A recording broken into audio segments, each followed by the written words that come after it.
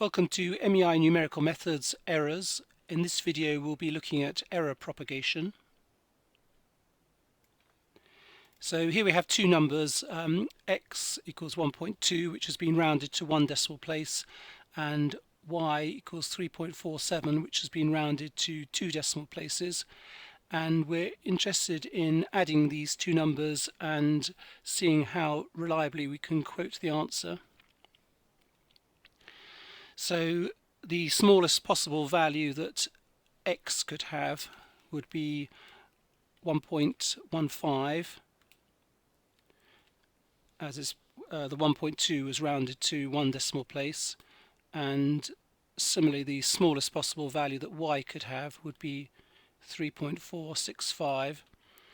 so that gives our left hand limit for the sum of those two numbers.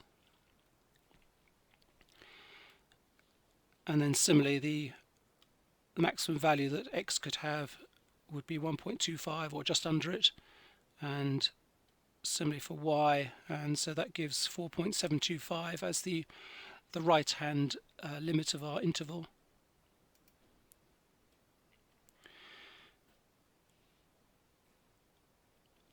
So we're interested in how accurately we can quote the answer and whether we can say that the answer is 4.67, for example.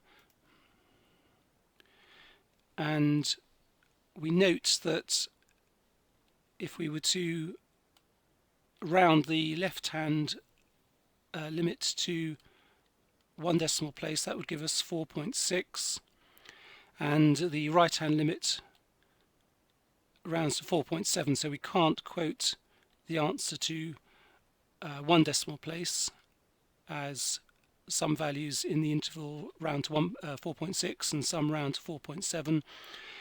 But if we round to no decimal places, then we see that they're both equal to 5, and so the best we can do is to quote our answer as 5 to no decimal places.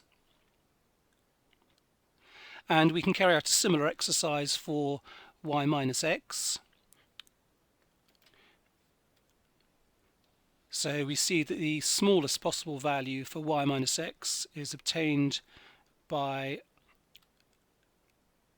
noting the smallest possible value for y is 3.465, and then we need to take off the largest possible value for x, which is going to be 1.25, and that gives us our smallest possible value for y minus x. And then for the largest possible value, we've got the largest possible value for y taking off the smallest possible value for x to give the largest possible value for y minus x of 2.325. so that gives us our interval for y minus x. And then we see that those two numbers both round to 2, but we couldn't round to one decimal place, because we'd have 2.2 for the left hand limit and 2.3 for the right hand one. So the best we can do is quote our answer as 2 to no decimal places. So you might like to pause the video and have a go at this exercise. So taking the smallest possible value for each of the three numbers and adding them together, we get that value for the minimum, and taking the largest possible values and adding them, we get that value for the maximum, so that gives us our interval.